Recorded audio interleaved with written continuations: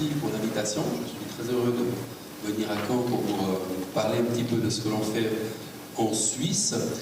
Je ne vais pas vous parler, contrairement à ce que dit Hervé, présenter ce que je fais à Genève, des exemples concrets de jumeaux numériques en Suisse, mais plutôt les résultats de plusieurs études que nous avons menées justement au niveau fédéral dans le cadre de la stratégie suisse de l'information. Parce que le terme de jumeaux numériques du territoire étant apparu de manière assez significative dans les années 2020, 2021, 2022, nous avons voulu savoir de quoi il en retournait et savoir si ça méritait d'aller plus loin dans la réflexion. Alors pour nous, ce qu'on peut dire, c'est que les jumeaux numériques du territoire apparaissent peut-être comme une réponse potentielle à plusieurs défis.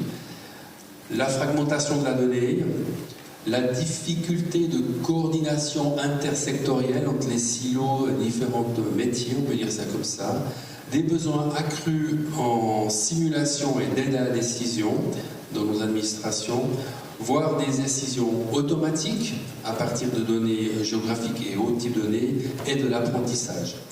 Donc les objectifs de la démarche fédérale, auquel j'ai participé activement, en étant un petit peu moteur de tous ces éléments, était de définir ce qu'est un jumeau numérique du territoire. Qu'est-ce que c'est ce nouveau terme qui apparaît comme ça dans notre monde technique, dans le territoire.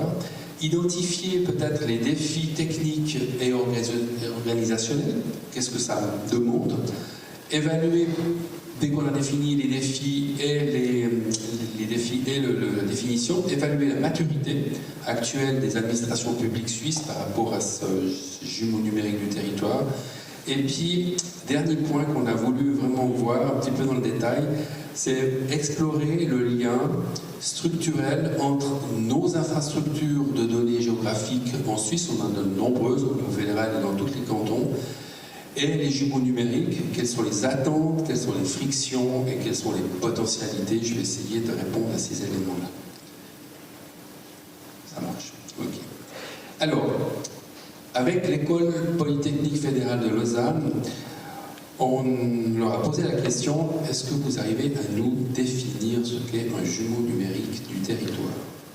Donc, le jumeau numérique n'est pas qu'un jumeau d'objets de bâtiments, c'est une architecture composée de plusieurs couches de données géospatiales, des capteurs IoT, des modèles statiques dynamiques, des interfaces utilisateurs, et il suppose aussi des flux de données bidirectionnels entre le réel et le virtuel. Donc le message clé, si on peut dire ici, est que le jumeau numérique du territoire est une plateforme systémique, évolutive, et centrée sur les usages métiers, que ce soit la mobilité, l'énergie, etc. et des risques. Donc voilà ce petit schéma, on voit bien qu'on connaissait bien le digital model, c'est-à-dire que l'on prenait la réalité, on la capturait et on la mettait dans une base de données, qu'elle soit donnée 3D, 4D, tout ce que vous voulez, c'est ce qu'on appelle le modèle digital. Après, le digital shadow, c'est-à-dire qu'on prenait des données qui venaient des capteurs, donc ça nous permettait de connaître la vie de la cité, la vie du territoire directement dans la maquette. Et puis le dernier point, c'est là où on en arrive, c'est le digital twin, c'est-à-dire qu'on est capable non seulement de recevoir des données en temps réel du terrain, mais que la maquette, l'aspect numérique, soit aussi capable de renvoyer des informations au terrain pour faire un certain nombre d'actions. Donc cette étude de l'EPFL qui était menée fin 2022, début 2023 est basée sur une recherche documentaire scientifique sur les jumeaux numériques sur l'ensemble de la planète Internet. On a regardé vraiment un peu partout. Donc un petit exemple rapide, vous avez un accident dans un carrefour, donc vous avez vous avez peut-être un citoyen qui voit ça et qui signale le problème. Après, on a justement une alerte automatique qui vient de jumeaux numériques, qui va avertir les secours, qui va changer la phase des feux ou empêcher que les autres voitures arrivent dans ce carrefour. Et le jumeau numérique doit aussi apprendre de ces exemples pour pouvoir peut-être par la suite améliorer sa réaction par rapport à un un événement sur le terrain. Peut-être qu'il a dû dévier les gens ailleurs, c'était pas la bonne solution parce que ça a engorgé à un autre endroit, donc il doit réfléchir, donc il doit aussi faire de l'apprentissage. Donc c'est pas simplement de faire des allers-retours avec la réalité et le jumeau numérique, mais aussi de faire de l'apprentissage et notamment de l'usage, ce qu'on appelle de plus en plus de l'intelligence artificielle. Dans cette étude, on avait besoin, on leur a demandé de nous fournir un schéma de ce que c'est un jumeau numérique, et ils nous ont sorti passablement de définitions sur toutes sortes de noms qu'on trouve dans la littérature qui tournent autour de ces informations géographiques, ces urban digital twin. Vous les avez à gauche, hein, Smart City, Cognitive City, vous avez toute une panoplie. C'est vrai que souvent ça se recoupe, et dans le schéma que vous voyez là, on a essayé de montrer comment ça se passait. Donc vous avez tout en bas ce qu'on appelle data layer, c'est où on a la donnée. Souvent on a parlé, on entend souvent dans les grandes présentations sur la donnée, SIG et compagnie, on parle souvent de la donnée. Mais il y a deux autres niveaux qu'il faut prendre vraiment en compte. Il y a le deuxième niveau qui est justement l'information sur la donnée. Donc, data d'information, c'est là où on va travailler la donnée pour la préparer, pour créer de l'information qui va être utile après au niveau de connaissances et d'interaction avec des questions des clients, des citoyens, etc. Donc, ce schéma et toutes ces définitions, vous pouvez les trouver sans problème en flashant le QR code qui vous permettra de connaître les résultats de cette première étude qu'on a fait avec les TFL. Je vais passer, dans le cas de cette étude, on a aussi demandé à cette école de voir quels étaient les challenges, les défis qu'ils ont observés, en tout cas lus, dans toute cette documentation scientifique. Ils ont listé en gros 8 catégories de challenges que j'ai déjà entendu par-ci par-là cet après-midi, excusez-moi. Et sur le schéma de droite, que je vous ai expliqué tout à l'heure, on voit les numéros qui correspondent aux challenges, les 8 challenges qui sont posés. Alors je vous donne rapidement un résumé très rapide de ces éléments. Le rapport est aussi en ligne. Donc le premier, c'est un langage commun. Donc un des challenges, c'est qu'on a repéré que l'interopérabilité entre les systèmes est freinée par l'absence de standards communs pour les formats de données, les métadonnées et les ontologies. Les données sont souvent cloisonnées, liées à des logiciels propriétaires ou difficilement intégrables, ce qui complique l'échange d'informations et la cohérence sémantique dans les jumeaux numériques. Donc ça, c'est un des challenges. Un des challenges, c'est l'interopérabilité. Donc ça, c'est bien. Pourquoi on a fait ça? Pourquoi on voulait connaître ces challenges? L'idée, je vous expliquerai tout à l'heure, c'est qu'est-ce qu'on va faire, nous, dans nos plateformes de jeux d'information, pour qu'on évite ce genre de problème. Après, il y avait un deuxième challenge, c'était lié à l'infrastructure. Et là aussi, ça va nous challenger ces prochaines années. Les exigences en termes de puissance de calcul, de bande passante réseau et de capacité de stockage sont très élevées pour un jumeau numérique digne de ce nom.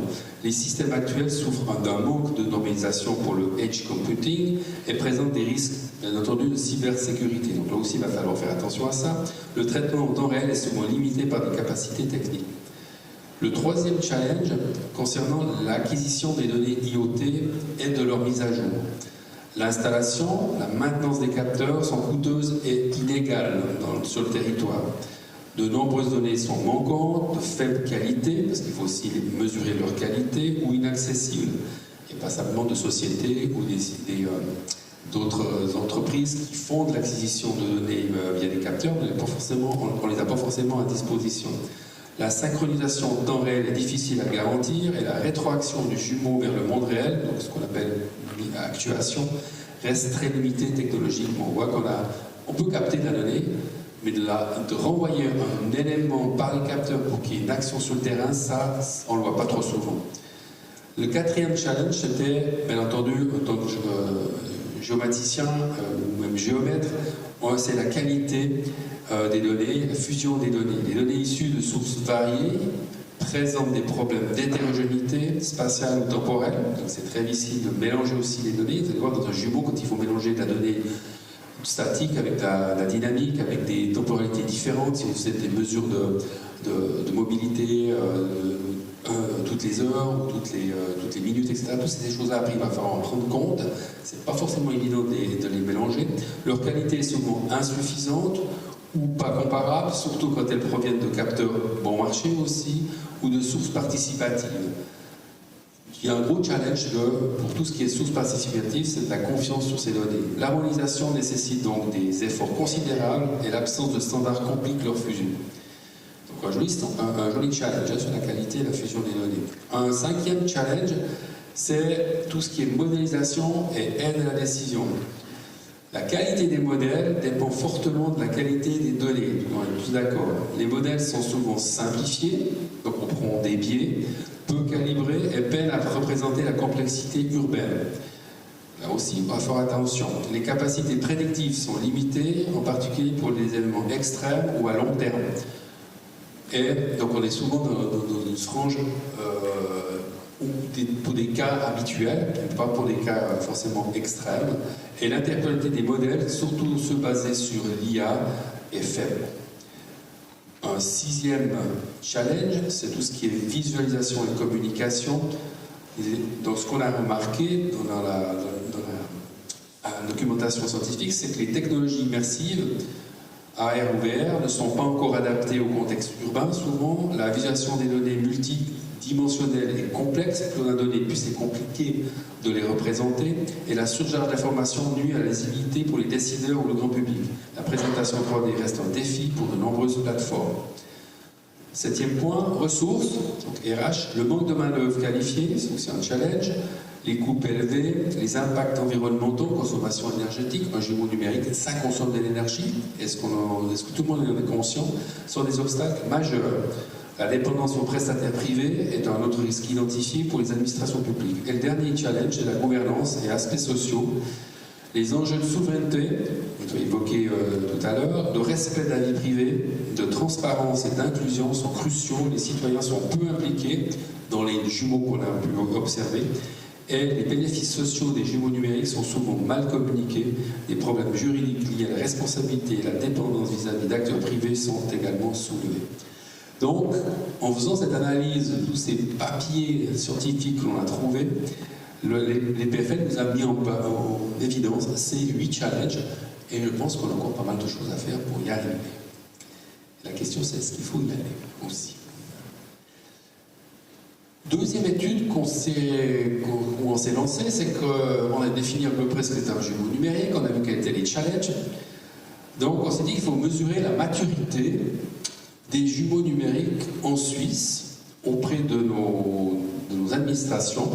Donc nous sommes appuyés sur le modèle de maturité de l'Institution of Engineering and Technology, largement reconnu de la littérature scientifique. C'est le modèle qui est en haut à droite. Donc ce modèle, il y a 6 niveaux. Le niveau 0, c'est capture de données physiques précises mais non modélisées. C'est chez les scans, par exemple, une photo. Mais on n'a pas de modèle. Le deuxième niveau, c'est dès qu'on commence à créer des modèles 2D, 3D sans lien dynamique. Le deuxième niveau, c'est connexion aux données statiques type BIM. Niveau 3, connexion aux données temps réel par flux unidirectionnel depuis capteur IoT. Donc on commence à avoir de la donnée en temps réel. Le niveau 4, intégration bidirectionnelle. Donc on fait des allers-retours. Modèle capable d'interagir avec le monde physique. Et le niveau 5, c'est opération autonome. Donc là, on voit que le modèle est capable de donner des ordres, d'envoyer des informations en direct, sans intervention humaine. Le système apprend, réagit, agit sans intervention humaine. Donc, sur la base de ce modèle, de la définition des jumeaux numériques plus des challenges, on a créé un très gros questionnaire qu'on a envoyé à toutes les administrations fédérales et cantonales et communales en Suisse pour mesurer le degré de maturité des administrations suisses en matière de jumeaux numériques du territoire. Donc les résultats de cette enquête qui a été faite en 2023 montrent une maturité moyennement faible. Donc en Suisse, on est au niveau, par rapport à ce modèle, au niveau 2. Donc on voit qu'il y a une majorité d'administrations en Suisse qui ont modélisé en 2D ou en 3D, qui ont du BIM dans leurs infrastructures de données géographiques dans les services publics. On a très peu de niveau 4, 3, 4 ou 5, quelques niveaux 3, mais très très très rarement des niveaux 1 où on a vraiment tout intégré. Ça n'existe quasiment pas. Les rares exceptions qu'on a vues, c'est dans les aéroports, c'est pour des toutes petites choses, où ils ont vraiment là l'intelligence, etc., parce qu'ils ont besoin de réagir très fortement, et au CERN, par exemple. Le QR code que vous avez à côté, là, vous permet d'accéder à tout le questionnaire, ainsi que les résultats sur nos administrations publiques en Suisse. Comme ça, ça va vous permettre de voir un petit peu où on en est. Alors, par la suite, on a fait une dernière étude. On s'est dit qu'il fallait aller trouver quelques jumeaux numériques malgré leur imperfection, et puis de voir, voir le lien entre un jumeau numérique du territoire et nos infrastructures de données géographiques. En essayant de répondre à 3 questions. Quelles exigences les jumeaux numériques imposent-ils aux infrastructures de géodonnées, en termes de format, par exemple, de services de synchronisation, de versionnement? Qu'est-ce que nous, on devrait faire en tant que responsable d'une plateforme de géographie pour répondre au mieux à des jumeaux numériques existants ou à venir? Quelle est la fonction réelle des géodonnées dans un jumeau numérique du territoire?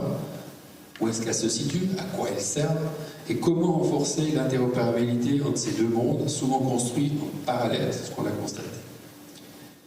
Je considère, juste pour dire, que le système d'information du territoire de Genève n'est pas un jumeau numérique du territoire. C'est une modélisation 2D, 3D, 4D, avec des capteurs. Pour moi, ce n'est pas un véritable jumeau numérique. J'utilise très peu ce terme.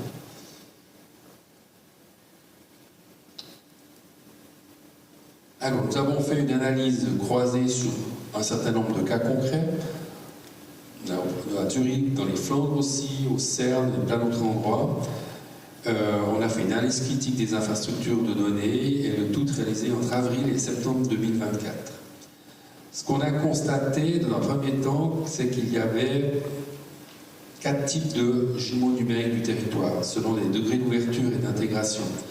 On a soit un jumeau numérique fermé, un usage uniquement interne avec des données internes, soit des jumeaux numériques déjà en réseau avec un usage public et des données internes, certains qui sont prêts au réseau mais qui sont toujours à usage interne en utilisant des données externes intégrées mais pas en direct en aller-retour, et un jumeau ou des jumeaux complètement en réseau, c'est-à-dire un usage partagé, interopérabilité par défaut, etc. Donc la plupart des cas suisses restent dans les 2 premières catégories avec peu de mutualisation.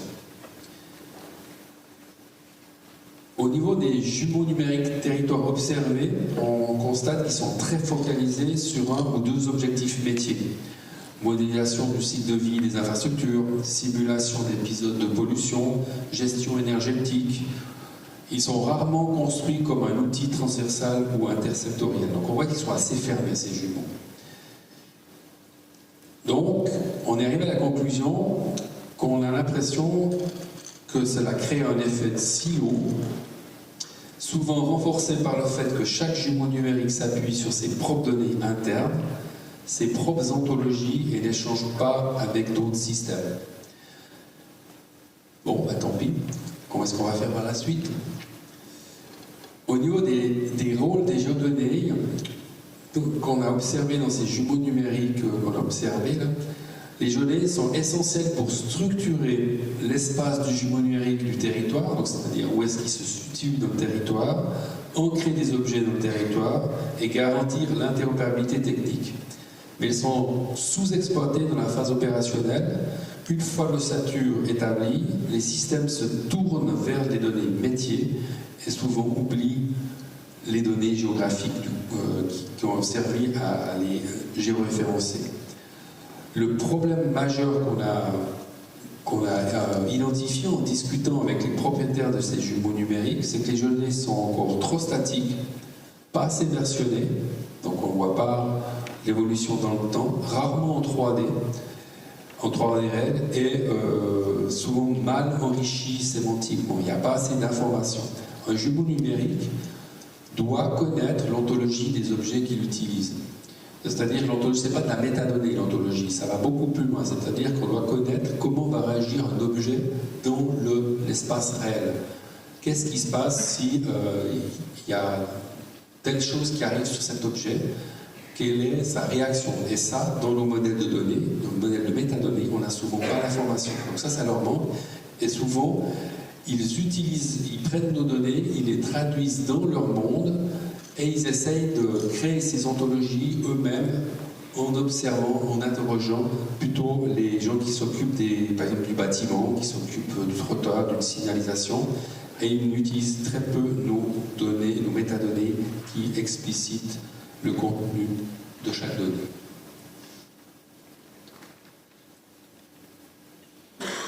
Les freins majeurs qu'on a identifiés concernant entre la géoinformation et les jumeaux numériques que nous avons observés.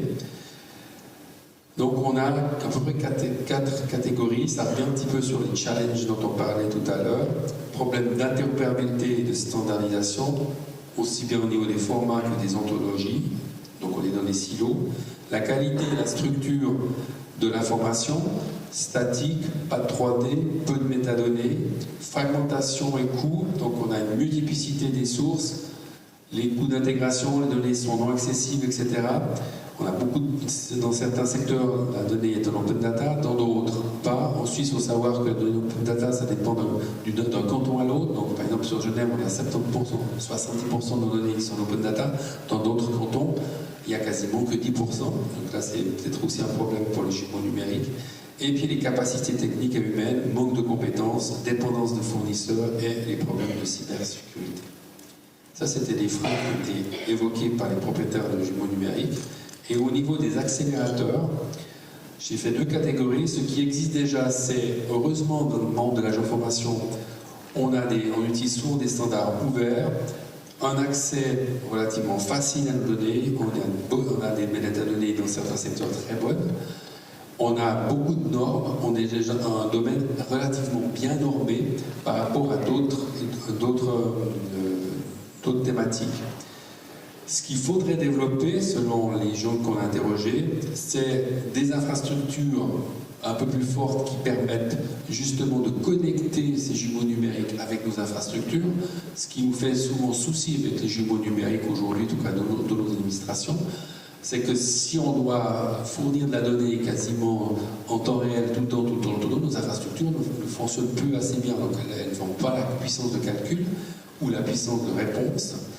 Il faudrait imaginer des outils d'intégration plus faciles, donc préparer nos données pour des jumeaux numériques, des partenariats publics-privés, de l'accompagnement avec des personnes pour former les personnes nécessaires, utiliser de manière un peu plus forte l'intelligence artificielle, et puis surtout documenter les cycles de vie des objets.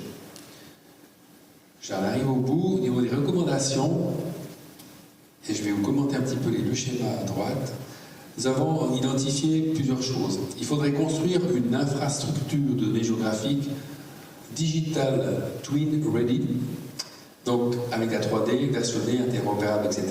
Développer des interfaces standardisées entre le BIM, IoT, modèle métier et SIG, important. Articuler les cas d'usage et infrastructures pour garantir la pertinence et la fiabilité. Et je pense qu'il faudrait qu'on fonde une communauté de pratiques interdisciplinaires entre les gens des jumeaux numériques et les gens de la géoinformation, pour qu'on puisse bien se comprendre et bien travailler ensemble. Ça nous permettra d'anticiper les besoins futurs, rétroaction, modularité, synchronisation en temps réel. Vous voyez les 2 petits schémas, les 2 schémas à côté. Je commente celui du haut. Vous avez, c'est une étude qui a été faite en Australie et qui montre à gauche que vous avez une infrastructure de données géographiques qui est, disons, préparée pour faire de la diffusion de données. Vous avez les données en silo, vous avez les sites web, etc. Après, vous interrogez ces données pour les visualiser, pour les télécharger. Ça, c'est ce qu'on connaît depuis longtemps dans le monde de la géoinformation. À droite, il y a une réflexion qui se fait pour mettre en place plutôt une infrastructure spatiale de la connaissance.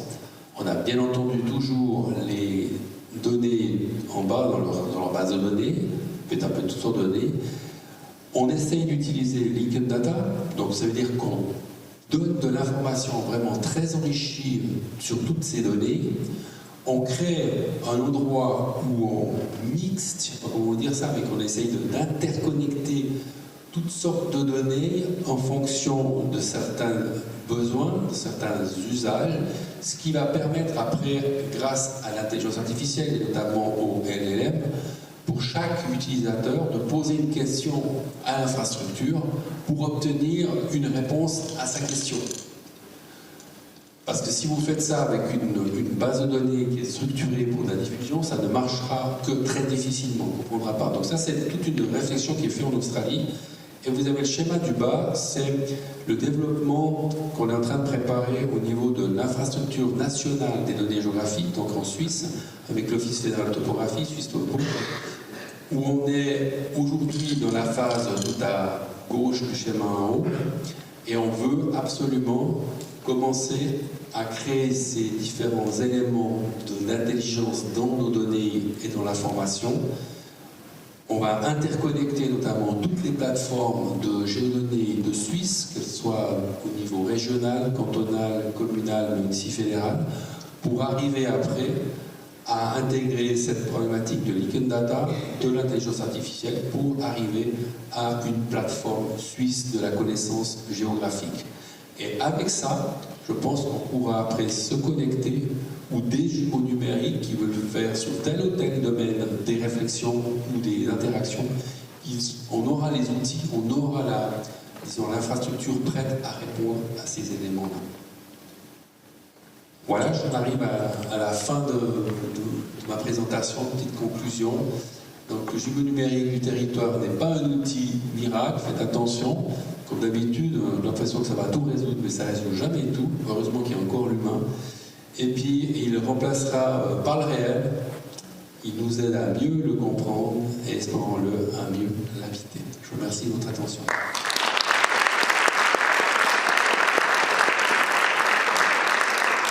Merci Laurent pour cette présentation.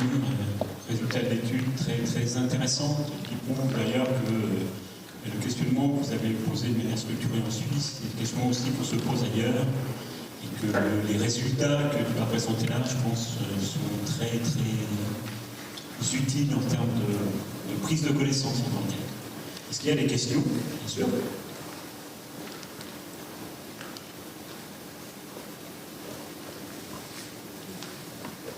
Félicitations pour cette présentation qui rejoint nombreuses de nos idées. Mais ces choses-là, oui, bien d'entendre du BRG.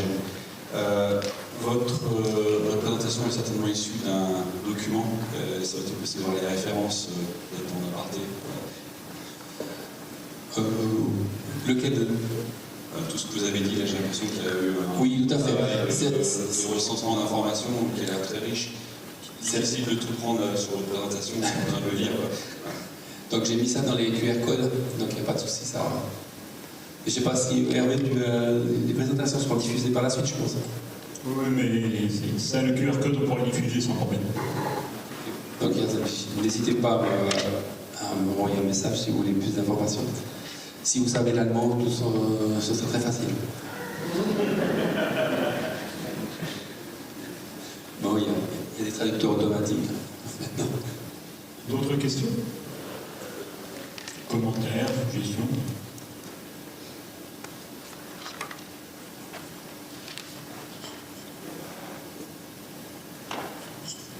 Oui, bonjour.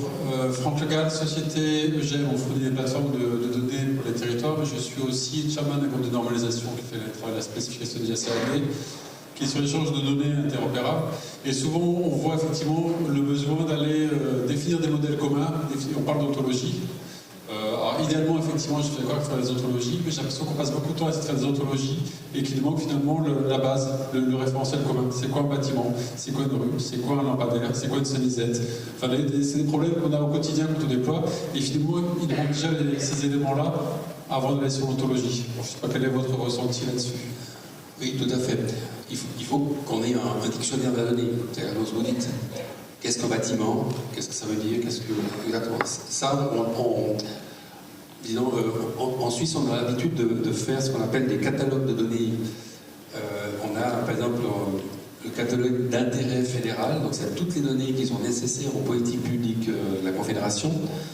Et là derrière, on a non seulement les métadonnées, mais on a un dictionnaire de la donnée qui identifie qu'est-ce qu'un bâtiment, on a une définition du bâtiment, et ça permet après de comprendre qu'est-ce qu'il y a derrière. Donc là, ça existe, oui.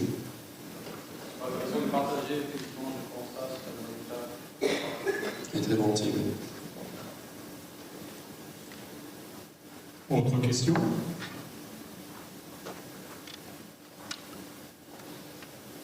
Merci bien, Laurent.